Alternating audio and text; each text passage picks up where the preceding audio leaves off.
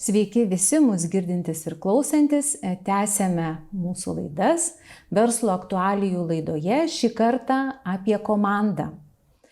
Mes susipykę, nesikalbame, o vis dėlto reikia pasiekti rezultatą. Kaip įprasta, mūsų laidoje alternatyvaus verslo valdymo strategas Žanas Neimantas ir šitą pokalbį vesiu aš, komunikacijos ekspertė Diana Neimantienė.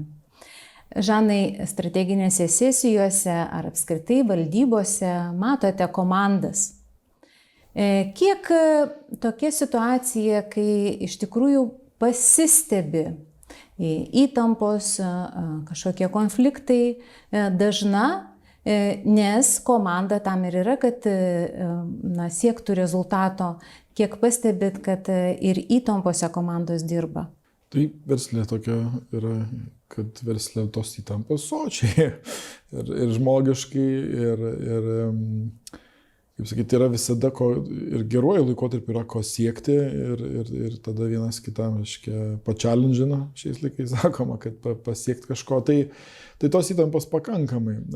Lietuvoje gal sakyčiau, kad kolektyvai arba grupės arba komandos tai yra skirtingi dalykai.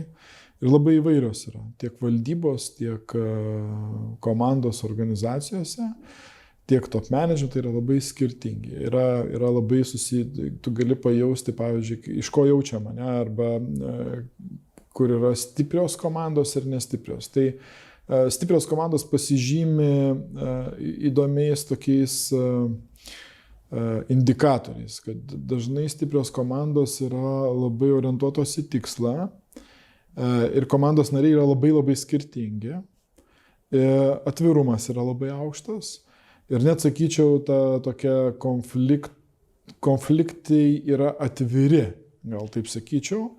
Tai tos komandos tikrai yra tokios darbinės ir tada tokios labai siekiančios tikslo. Ir būna priešingai, kai pavyzdžiui komanda yra tyli, tikslai jie egzistuoja, bet žmonės yra labai panašus, daug tylos, daug uždarumo, vyrauja viena ar dvi nuomonės tik tai. Ir tada paprastai organizacijos greičiai yra truputį mažesni. Mane labai sudomino įrankis, kurį jūs siūlote ir mokate, žinote šitą įrankį, FACET 5 įrankis, šiek tiek pabandysim detalizuoti, gerai, kad suprastų mūsų klausantis ir girdintis, bet šito įrankio esmė yra, kad mano buvimo komandoje tokį taikingumą arba įsiklausimą arba darną lemia mano prigimtinės savybės. Ir štai aš tuoj pat pavardinsiu, ar ne, kokios tos sudedamosios asmenybės dalys yra: valia, kontrolė, empatija, energija.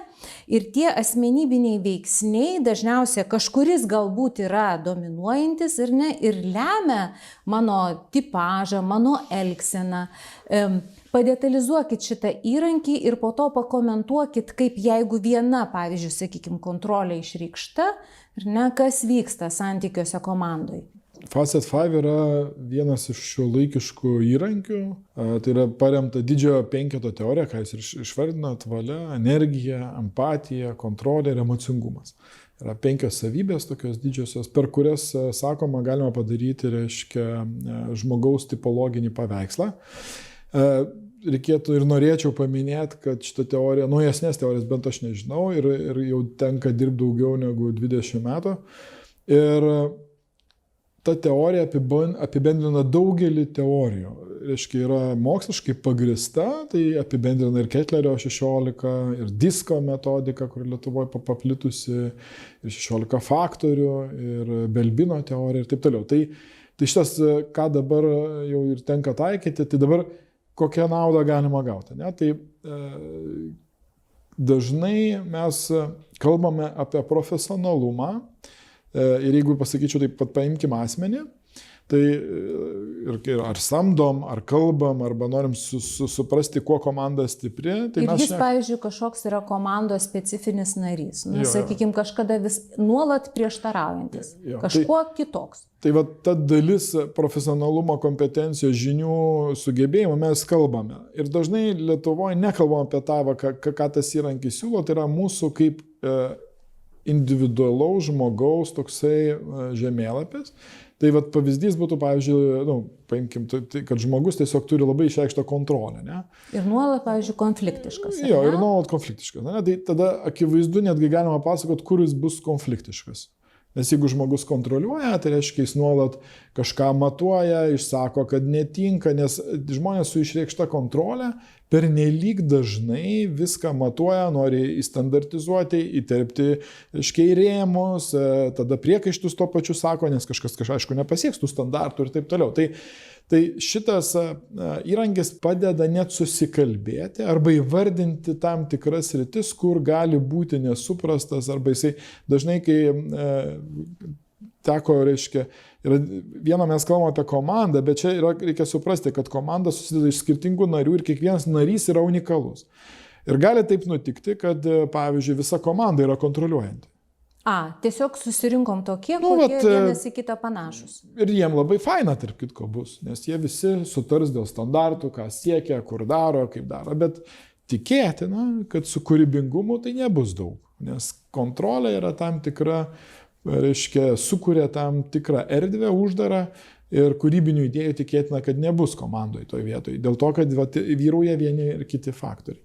Tai kada man tenka tą įrankį pasiūlyti, nes aš taip nepardavinėju, bet tiesiog jeigu klientui matau, kad komanda važiuoja nesusikalba arba nepažįsta, tai labai vienas iš tokių įrankių, kad tu padaręs kiekvienam nariui tą testą, tada yra viena kita svarbi dalis, kad ne tik, kad patestavau ir dabar jau čia viskas, tai yra labai svarbi dalis grįžtamojo ryšio tam žmogui pristatyti, nes dažnai žmonėm didžiausią įspūdį ir padaro tai, kad atlikus tą testą ir suteikus grįžtamą ryšį, kur yra stipriosios savybės ar faktoriai, ne, kokios savybės vyrauja ir kokio tos savybės vyraujančios padaro jo stiprybę, jo išraišką, nes jeigu yra stiprios savybės, jos gali būti, bet lygiai taip pat tam tikros savybės sukuria ir kitą pusę, kad, pavyzdžiui, jeigu mes esam labai siekiantis, valios dalykas, ne, labai siekiantis tikslų, nes žmonės su labai valia didelė, jie siekia organizacijos tikslų, bet jie taip pat siekia ir savo tikslų. Ir tada kas nutinka, reiškia, kai tu nuolat sieki savo tikslų kartu su organizacijos, tu tarsi užlipi ant žmonių kitų, kurie, tarsi, taip sakoma, per galvą slipa, pavyzdžiui. Ne? Ir tiem žmonės paprastai ir patiria tai, kad kiti pasako, klausyk, kiek tu čia gali, reiškia, būti vyraujantis, pavyzdžiui. Ne? Tai su tai, kad savybė sukuria stiprybę, bet tuo pačiu ir sukuria tam tikrą kitą dalį, kurią patiriam kaip žmonės. Tai dėl to dažnai būna, kai mes kalbam apie grįžtamą ryšį turim asmeniškai, tai žmonės nustemba, kad, reiškia, visos savybės yra geros, jos yra nei blogos, nei kažkokios vertinos, nei blogos, nei geros. Pavyzdžiui, pyktis kaip po toks, jis nei geras, nei blogas, bet išraiška gali sukurti, pavyzdžiui, pastumėti tam tikrus dalykus arba gali uždaryti. Ne, tai pati savybė būti piktu, nieko čia blogo nėra, bet kontekste labai lemiantis. Ir lygiai taip pat, jeigu komandoje susiformuoja vieno tipo žmonės, tai jie pameta kažkur į kampą. Ir dažnai kompanijos ar valdyboje paprašo daryti testus tam, kad pamatyti, kuris kampas tuščias yra. Ir kai tu padaręs testus sakai, klausykit, pavyzdžiui, ten koks nors energijos, ne? Taip, mes dar energijos nekalbėjom ir empatijos nelietėm. Energija, ne, tai yra toksai ta savybė apie mūsų kompleksiškumą ir santykius su žmonėm, ne? Kaip mes, reiškia, gyvybingumą sukuriam tiek kaip žmonės, kaip komanda ir organizacijai. Tai vėlgi čia reikėtų paminėti, kad energija dažnai yra asocijuojama, kad šitos energijos reikia daug, pavyzdžiui. Ne? Taip. Visom organizacijom reikia daug. Netiesa tai yra, nes apie komandą negalima kalbėti, kam komanda yra skirta. Jeigu, pavyzdžiui, mokslinio tipo komandui energijos nereikia. Reikia kaip tik tokio ramesnių žmonių, kurie labiau nejudėtų. Arba kaip aš pajokauju kartais, sakau, įsivaizduokit 3 buhalterės, kurios yra baisiai energingos, jos nenusėdi kėdėje, vaikšto per visus, reiškia, skyrius ir taip toliau, visi juoktis pradeda tą akimirką, bet taip yra, ne? Buhalteriai, netgi tam tikros pareigybės reikalauja tam tikrų savybių, ne? Nes buhalteriai būtų gerai, kad būtų krapšti, tai čia kontroliuojanti, žinanti procesą, laikytųsi, pagaliau ir įstatymai, ne? Bet tai visiškai gali netikti, pavyzdžiui, marketingė, ne? Kur reikia nuolat ieškoti idėjų, kažką skaityti, atsinaujinti, tendencijas jausti ir taip toliau. Ne? Dabar jeigu kalbėtume apie empatiškumą, tai yra labai svarbi savybė. Tai yra, kaip mes bendraujam ir kokiam vertybėm dirbam. Tai didelis empatiškumas yra, kaip mes jaučiam žmonės ir tuo pačiu per žmonės ateina inovacijos. Tai reiškia, kad santykiuose inovacijos gimsta. Dažnai, jeigu organizacijoje nėra empatijos daug, yra viskas tik tai skaičiukai, pinigai, procesai, tai yra pametama tam tikra didžiulė dalis potencialo, kad žmonės vystytų organizaciją. Tai vat, tas toks vėlgi subalansavimas tiek komandų dėl tikslo. Ne? Nes viena komanda, pavyzdžiui, man tenka irgi padarius kažkokią valdymai, aiškiai pasakyti, pavyzdžiui, jūsų komanda labiausiai tinka valdyti projektinę organizaciją labiau. Arba priešingai, kitas, pavyzdžiui, testavom, tai labiau tokia finansinių valdytojų susirinkus, reiškia, fondą galėtų valdyti idealiai, reiškia. Ir visi tada pasišypso, reiškia, nes jie sako, tai o tada ką tu rekomenduotum, tai ta rekomendacija paprastai būna, ne, kad tai gal pasikvieskit nepriklausomą narį, bet tegul jis būna va toks ir toks ir anoks. Tokių specialių savybių, ar ne? Jo, savybių, tuo pačiu ir matyti, jisai tas savybės atnešdamas, jisai truputį gal pagriauna nusistovėjusią tvarką, jeigu valdybos yra ilgą laiką uždaros, ne? Bet tuo pačiu atneša to naujo kraujo, naujo mąstymo, naujo vėjo. Ir tai suteikia objektyvesnę diskusiją verslo klausimais. Gerai, tai jeigu aš gerai suprantu, tai jeigu nuolat kyla konfliktai iš vieno asmens, reiktų detaliau pažiūrėti, ar ne, kokia vyraujanti savybė jį veda, ar ne, ir koks yra, kaip jūs sakot, žemėlapis apskritai visos tos kompanijos. O jeigu na gerai, ir jūs sakote, gali būti vyraujanti, o ar gerai suprantu, kad reiktų kuo daugiau įvairesnių išreikštų savybių turinčių žmonių. Bet čia toks būtų tarsi, na, kaip čia pasakyti, naivus galvojimas, ar ne, kur mes pririnksim.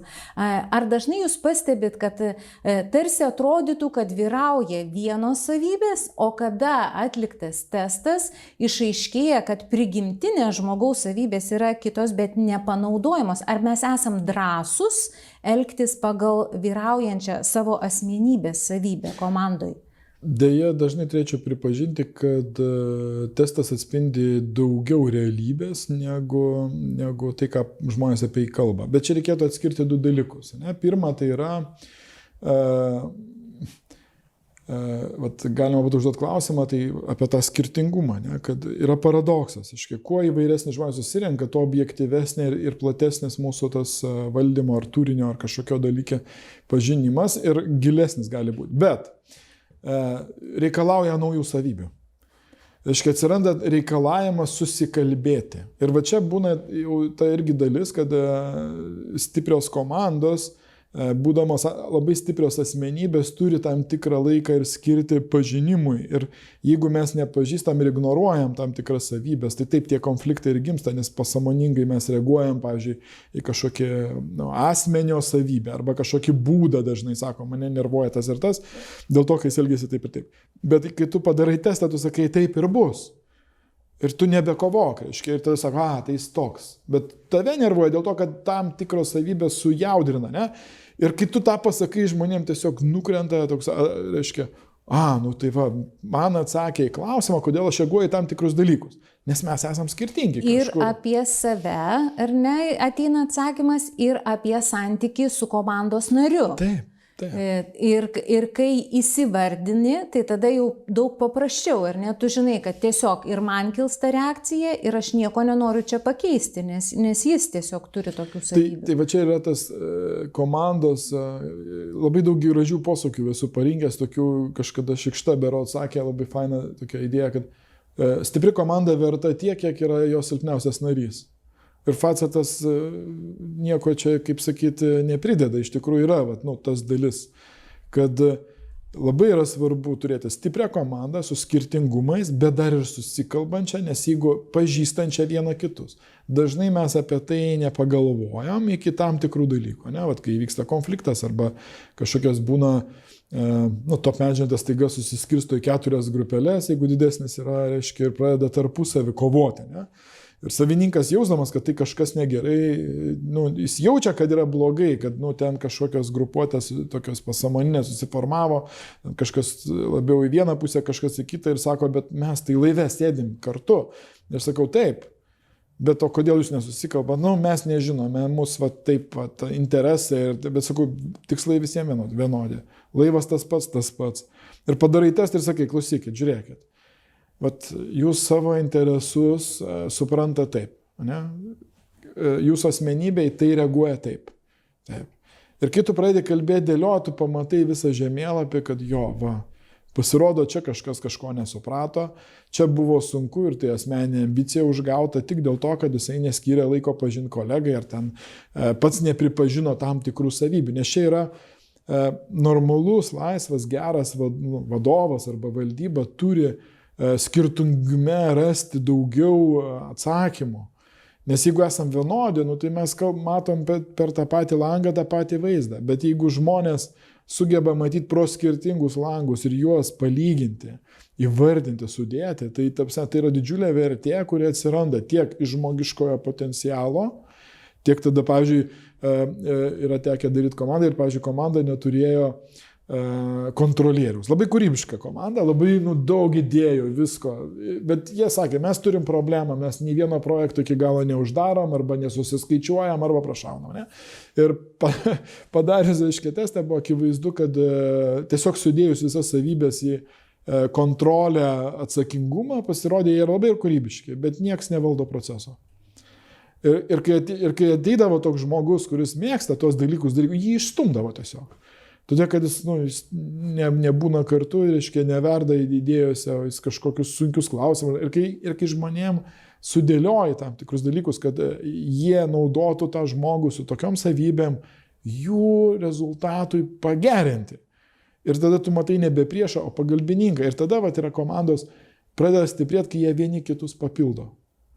Ne skirtingumus matyti, bet papildymą viens kitą. Čia labai daug išaiškėja dalykų, ar ne? Pirmiausia, kaip jūs sakot, pažinimas tų žemėlapių, bet antra yra ta nuostata, ar ne, kad kiekvienas komandos narys yra, aš nežinau, čia susitarimas ar nuostata, kaip jūs pasakytumėt, yra tam, kad mes pasiektumėm, kad būtumėm kartu, ar ne? Bet čia toks yra jau a priori susitarimas, ar kas čia turėtų būti. Nes dažniausiai, kai kyla konfliktas, skirtingumai čia vyrauja, tai dažniausiai yra be nuostatos. Aiškumas, kad tik jis vienas siekia čia to rezultato. Pirmas iššūkis yra dar artesnis, kaip, pavyzdžiui, aš pasiūlau ir savininkų ir kažką, tai ir sako, komandai daryk. Aš sakau, ne, nuo jūsų pradėsime, ne? Ir sako, ne, man tai nereikia. Jos nagrinėk, reiškia. Tai aš savo esu pagavęs, kad tai yra žingsnis apie tai, nes čia yra 2 dalykai. Ne? Pirma, jeigu tu padarai testą, vis tiek tai yra konfidencialumo, jautrumo, tam tikra informacija ir kai tu asmeniškai ryškiai duodi, viskas gerai. Bet po to tu turi, aš dėl to turiu netgi 2 akreditacijas. Viena yra asmeniniam ryšiui, o kita yra komandai. Tai kai tu ateini, pirmas sakinys yra atsistojus prieš komandą, tai ar jūs leisite parodyti jūsų profilius vieni kitiem? Čia yra toks atvirumo dalykas. Ir yra buvę, kada sako, aš nesutinku. Tai šita vieta čia ir sustoja. Bet jeigu žmogus sako, mes matom bendrą gėrį ir paprastai tie, kurie gavo asmeninį ryšį, jie supranta jau ne šiaip, kad čia aš toks ar anoks, bet jis supranta kontekstą, kad aš duosiu savo dalį asmenybės pažinti, bet ir man bus duota, ne? Ir tas pirmas žingsnis pripažinti, nes ką reiškia bus parodyta, ne? Ten irgi metodologiškai yra, kad visko gal neatskleidžiam, bet tam tikrus dalykus kur yra komandai būtent svarbu. Ne? Tai vat šitas žingsnis yra vienas. Antras žingsnis, kai mes pripažįstam, kad mes esam tokie. Ir trečias žingsnis yra tada apie tai, o kur mes vieni kitus papildom. Ir va čia be pirmo žingsnio negali būti trečio. Ir mes truputį jau čia įsigilinom detaliau į šitą testą, bet apskritai, jeigu grįžtant jau prie komandų kitų, ar ne, šiaip konfliktuojantį komandą, ne, tai greičiausiai irgi galioja ar ne tie dalykai, kad pirmą turiu turėti tam tikrus prioritetus, ar ne, kad pats norėsiu būti atviras, priimsiu realų kolegą, ar ne kaip priešą, ar ne, kodėl jis čia taip reiškiasi, kodėl jis čia konfliktuoja, ar ne, ir mes turėsim, ir mūsų susitikimo ir veikimo vieta yra tikslas kažką padaryti. Jeigu aš jau nebenoriu nieko daryti, tai matyt nieko ir nebenorėsiu, kad nei manęs jūs lieskit, nei kažko naujai aš susipažinti noriu. Artėjant prie pabaigos mūsų pokalbio, noriu jūsų paklausti, kiek iš išorės pagalba gali padėti komandai? Kiek jūs matot, jau viename iš pavyzdžių jūs sakėte, kad jeigu nebuvo to kontroliuojančio kūrybiniai komandai žmogaus, ar ne, ir jūs pasiūlėte tą ne paslaugą, bet gal asmenį, ne, su tokia savybė, tai priima komandos, įsileidžia į savo vidų, ar reikia tiek sukonfliktuoti, taip nusiarti ir taip sunkiai gyventi komandoje, kad ateiti prie šito klausimo. Kiek esam demokratiški įsileisti paslaugą, patarimą, pagalbą iš šalies komandai? Aš sakyčiau, kad mes esam procese ir yra kas įsileidžia, yra kas neįsileidžia. Bet daugėja tos dalies ir tokio, aš irgi, nuo ko jūs ir pradėjot, sakyčiau, kad dialogas ir noras turėti bendrą kartu gėrį ir gerą aplinką, o tam reikia, kaip sakyti, neuždaryti savęs ir kitų. Nelipti į klišes, ne, ir taip toliau. Iš kitos pusės, ne, verslas nėra, kur mes dirbam, daug laiko praleidžiam, bet visada yra laisvė išeiti. Arba laisvė atleisti žmogų irgi yra. Kartais ir tai daro organizacijos ne iš gero gyvenimo. Bet jeigu tas, kaip sakyti, atleidimas įvyko dėl to, kad tiesiog kažkam kažkas nepatiko ir taip toliau, tai yra vienas sprendimas. O galbūt jūs atleidot patį geriausią, potencialiausią žmogų, kuris neturėjo progos atsiskleisti. Tai va čia tas toksai abejonė, kuri vienaip ar kitaip testuojant žmonės ir taip toliau, ir čia yra vis dėlto organizacijos valdymo labai stipri dalis. Lietuvoje po truputį tai daugėja, į tai pradedama vertinti, nes iš tikrųjų tiek suprasti žmonių kaip veikimą, motivaciją, dažnai mes irgi tokiom, čia tokia karta, jie tokie ir tokie. Mano testai rodo, kad ir X, ir Y, ar ten kitoj kartoje tu gali rasti energingų ir tie žmonės yra daugiau atitinkantis pagal profilį, bet ne pagal mūsų klišę suteikiamą. Taip, jie turi tam tikrus nuostatas gyvensenos, kurias atsinešia, bet tiek jaunas, tiek senas 60-metis gali būti baisiai energingi ir sukurti tą pačią vertę. Bet tam objektyvumo reikia. Tai aš sakyčiau, kad išorė net yra daugiau objektyvi, nes tu nepažinodamas žmonių, padarydamas testą, labiau kartais matai tikruosius dalykus, kurie nėra užvelti, nutilėti, sukaupti, o tu kalbė apie tai, kaip yra. Ir mano patirtis rodo, kad per grįžtamąjį ryšį dažnai žmonės labai daug supranta ir padėkoja, kad yra įvardinta ir tas įrankis verslo labai lengvas yra, kad yra 5-6 sakiniai apie kiekvieną savybę su konkrečiais pavyzdžiais, kaip tai veikia. Žmogui, aš kartais rekomenduoju, ir yra, kurie dabar jau daro ten jau 15 metų, kas 5 metus po testą, arba yra žmonių, kurie intensyviau daro ir sako, žinai, tai buvo man paspirtis netgi tobulėti.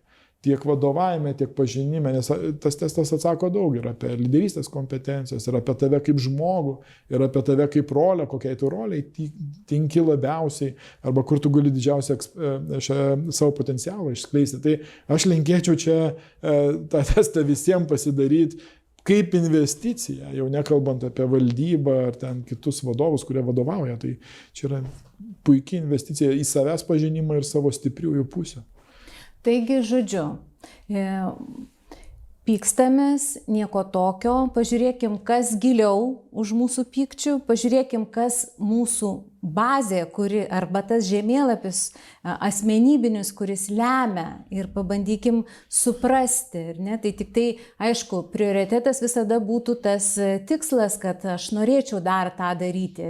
Jeigu jau nebėra tos vilties, tai galbūt galima jau ir keliauti iš tos kompanijos ir tos komandos, bet labai įdomu, kad patirtis rodo, kad po to ir kitoje kompanijoje aš galiu būti toks pat. Jeigu tik primenu mūsų klausančius ir žiūrinčius, kad mes šiek tiek dar primintumėm, kalbėjomės apie FACET 5 tokį įrankį, jis yra atkeliavęs iš berods Amerikos, ar ne? Australijos ir tai yra asmenybiniai veiksniai, valia, kontrolė, empatija, energija, emocingumas, kurie yra baziniai mūsų asmenybės sudedamosios dalys ir jos tiesiog lemia, kaip mes elgiamės ir būname komandoje. Tai tikiuosi, kažkiek buvo naudinga, reikalinga pažiūrėti į komandą ir mūsų elgseną komandoje detaliau. Ačiū, Žanai, Jums už pokalbį. Šį pokalbį vedžiau aš, Diana Neimantinė, o pokalbėje dalyvavo alternatyvaus verslo valdymo strategas Žanas Neimantas. Klausykitės ir žiūrėkite kitą kartą, o šį kartą sudie.